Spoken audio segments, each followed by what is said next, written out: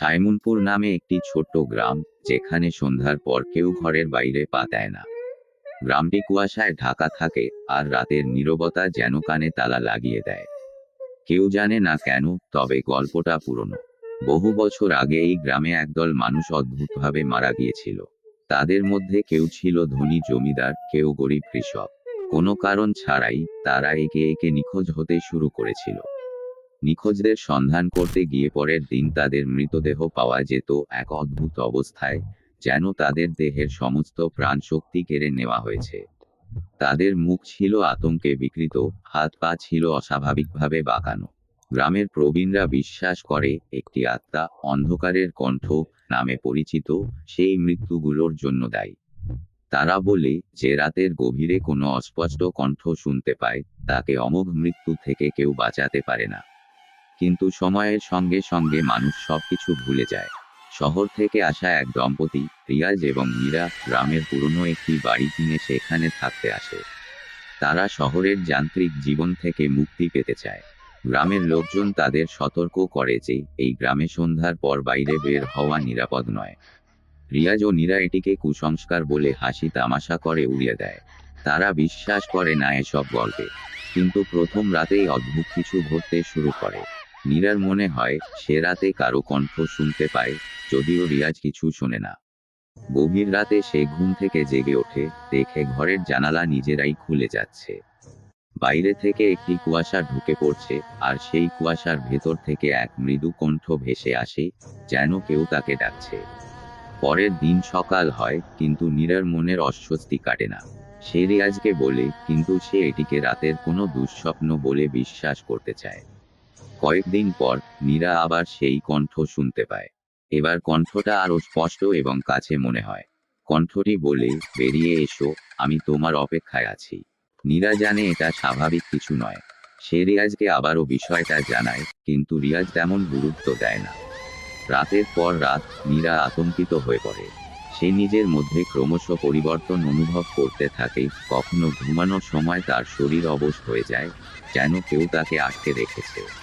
অন্যদিকে রিয়াজ রাতে কিছুই টের পায় না। এক রাতে নীরা হঠাৎ ঘুম থেকে জেগে ওঠে এবং দেখে রিয়াজ বিছানায় নেই। তাকে খুঁজতে গিয়ে সে দেখে রিয়াজ জানালার পাশে দাঁড়িয়ে আছে, চোখ বন্ধ, এক অদ্ভুত হাসি তার মুখে। তার চারপাশে সেই কুয়াশা ঘুরছে এবং সেই কণ্ঠ আবার শোনা যাচ্ছে, এবার আরো জোরে, বেরিয়ে এসো। নীরা ভয় পেয়ে যায় এবং চিৎকার করে রিয়াজকে ডাকে। সে ধীরে ধীরে ঘুম থেকে জাগে, কিন্তু কিছুই মনে করতে পারে না। তাদের মধ্যে ভয় এবং সন্দেহের এক অদ্ভুত সম্পর্ক তৈরি হয়। নীরা বুঝতে পারে কিছু একটা তাদের উপর কাজ করছে, তাদের মানসিকতা ধীরে ধীরে বদলে দিচ্ছে। নীরা গ্রামের পুরনো মন্দিরে গিয়ে পুরোহিতের সঙ্গে দেখা করে। পুরোহিত একজন বৃদ্ধ, যিনি গ্রামের পুরনো ইতিহাস জানেন। তিনি নীরাকে জানান যে অশুভ আত্মা এই গ্রামের সাথে জড়িত, তার নাম অন্ধকারের কণ্ঠ। বহু বছর আগে গ্রামে এক নারী ছিল, যার নাম ছিল রূপা। রূপা ছিল গ্রাম প্রধানের মেয়ে, কিন্তু তার প্রেমে পড়েছিল গ্রামের একজন দরিদ্র যুবক, আর সেই কারণে গ্রামবাসীরা তাকে নৃশংসভাবে হত্যা করে। তার আত্মা প্রতিশোধ নিতে চায় এবং যারা তার কণ্ঠ শুনতে পায়, তারা তার শিকারে পরিণত হয়। পুরোহিত সতর্ক করে বলে, সেই কণ্ঠের ডাককে উপেক্ষা করা উচিত নয়।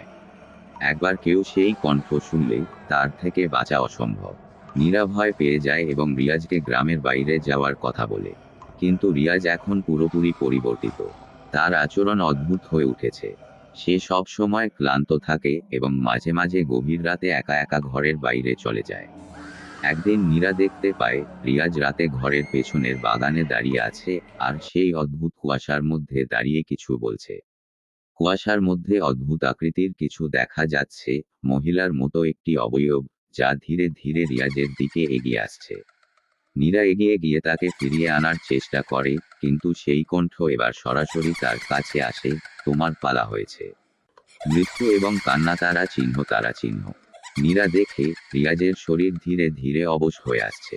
তার মুখ বিকৃত হয়ে যাচ্ছে এবং হঠাৎ করেই সে মাটিতে পড়ে যায়। তার দেহ নিথর হয়ে যায়, আর মুখে বিকৃত আতঙ্কের ছাপ স্পষ্ট হয়ে ওঠে। রিয়াজ মারা যায়। নীরা চিৎকার করে ওঠে, কিন্তু কণ্ঠটি আবার বলে, তুমিও আসবে আমার কাছে।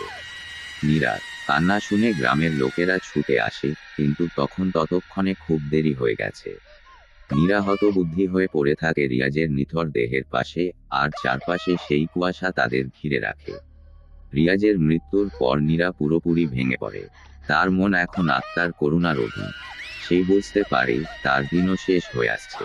রাতে সেই কণ্ঠ আবার আসে, আরো প্রবলভাবে। একদিন রাতে গ্রামবাসীরা নীরার ঘরের সামনে অদ্ভুত শব্দ শুনতে পায়। তারা দরজা খুলে দেখে নীরা ঘরের মধ্যে নেই। জানালা খুলে দেওয়া এবং বাইরে কুয়াশার মধ্যে থেকে আসছে সেই বিকট কণ্ঠ। তারা বুঝতে পারে নীরাকেও অশুভ আত্মা তার কবজায় নিয়ে নিয়েছে। কিছুদিন পরে গ্রামের বাইরে একটি জঙ্গলের কাছে নীরার মৃতদেহ পাওয়া যায়। তার শরীর বিকৃত এবং মুখে রিয়াজের মতোই আতঙ্কের ছাপ। গ্রামবাসীরা জানে অশুভ আত্মার প্রতিশোধ সম্পূর্ণ হয়েছে, কিন্তু তারা এটাও জানে যে এই অভিশাপ থেকে তাদের মুক্তি নেই। এখনো কেউ কেউ রাতে সেই কণ্ঠ শুনতে পায়, এক মৃদু কণ্ঠ যা কুয়াশার সঙ্গে ভেসে আসে। যারা সেই কণ্ঠ শুনতে পায় তারা জানে তাদেরও সময় শেষ হয়ে আসছে।